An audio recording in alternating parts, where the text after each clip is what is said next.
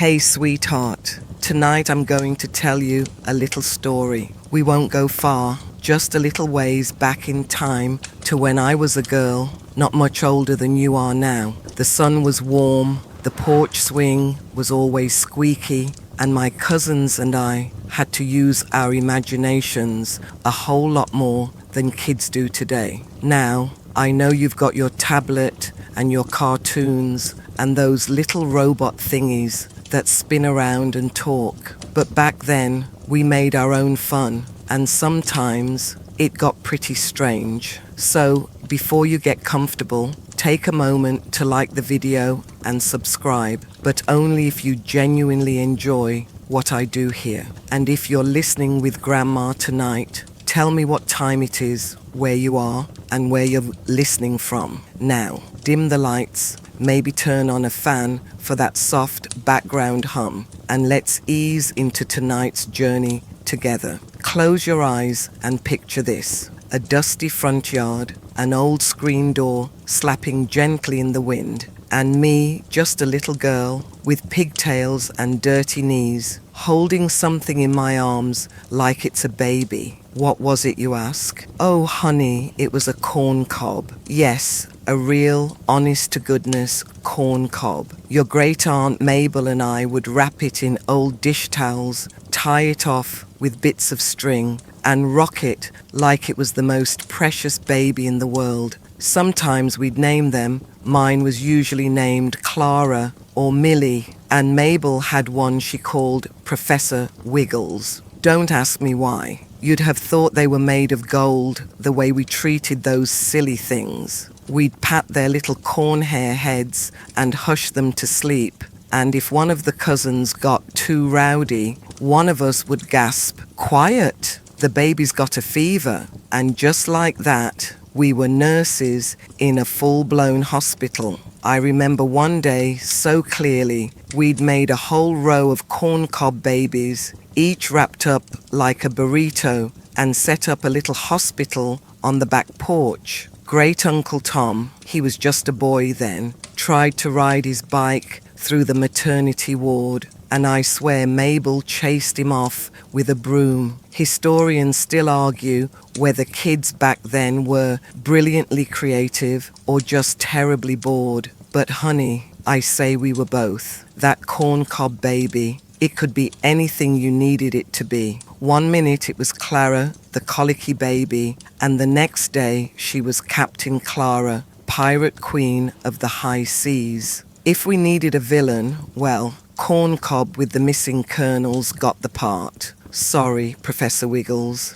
You peek through the kitchen window and you'll see us gathered on that big braided rug, staging entire soap operas. There's your great Aunt Lottie pretending to faint again, and your Uncle Jerry. Oh, he gave his corncob an eye patch and declared him the mayor of all babies. That led to a very long and very serious election. But of course, those little toys didn't last forever. One hot summer day, I unwrapped Clara only to find she'd grown a beard, mold, and not the good kind. So we had a little funeral behind the chicken coop, sang "Jesus Loves Me," and buried her under a patch of dandelions. Then we made a new one. That was the magic of it all. We didn't need batteries or screens or instructions. We had scraps of cloth, a bit of string, and a big old box of wild imagination. And honey, it was enough, more than enough. So as you lie there now, blinking slow and warm in your cozy bed, just know that once upon a time, your grandma rocked a corncob to sleep, and it was the happiest part of my whole day. Now, Sweet Pea, let me tell you what we did once we got tired of rocking corncob babies. See, your great-uncles were never ones to sit still very long. Oh, they'd humor us girls for a bit, pretend to be doctors in our corncob hospital, or feed invisible pudding to our babies. But before you knew it, they were off in the yard, chasing each other with tin cans tied to string. That's what I want to tell you about tonight. Tin can telephones. You ever seen two kids whispering into old tomato cans with a string pulled tight between them? Doesn't sound like much, does it?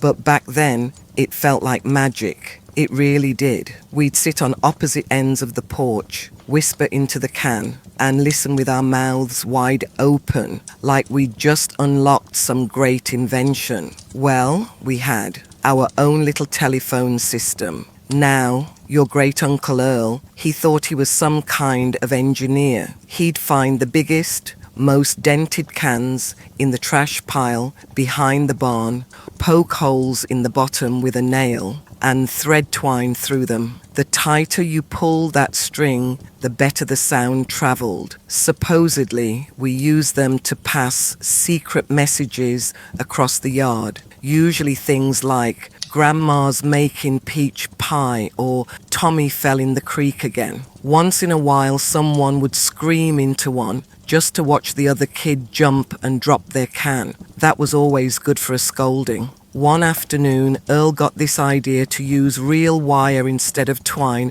claimed it'd make the connection stronger. He borrowed a piece from the chicken fence and rigged it between two trees. It worked all right, until one of the cousins leaned in too fast and cut his lip on the rusty rim. Oh, the blood wasn't bad, but the shrieking, well, your great-grandma came flying out of the house like a hawk, yanked both cans out of our hands, and said that was the last telephone we'd see that summer. Historians still argue whether these homemade toys were clever or just dangerous. And to be honest, it was probably a little of both. We had a knack for finding sharp things and believing in their innocence. We didn't have phones or computers, no ma'am, but we had stories. And these tin cans, they weren't just for talking. We used them as drums, helmets, even made a few robot suits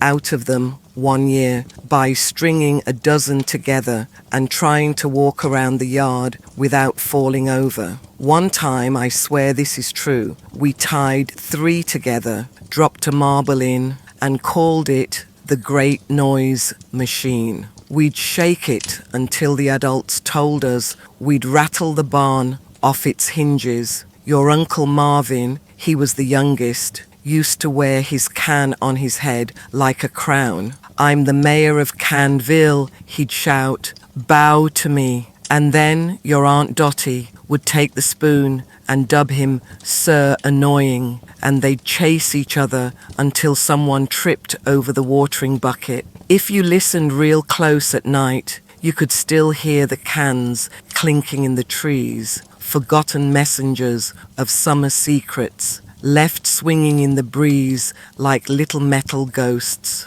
Of course, not all the ideas were winners. There was the time Earl tried to make a full set of armor from old cans and rope. He took one step, tripped on the porch rail, and clattered down like a pile of pots and pans. We laughed so hard we cried, but he got up, dented and proud, said he felt invincible. Then he got a tetanus shot. We made mistakes, sure, but every cut, scrape, and tumble was just part of the adventure. No batteries, no manuals, just a bit of string, a couple cans, and too much imagination for our own good. You see, darling, toys back then weren't about what they did. They were about what we decided they were. We didn't need flashing lights or voice commands. We just needed each other, a little time, and the freedom to be ridiculous. So as you close your eyes, maybe picture 2 little kids perched on opposite ends of a porch, holding tight to a couple of dented cans. One whispers, the other giggles, the string pulls tight like a secret, and just like that, we're connected.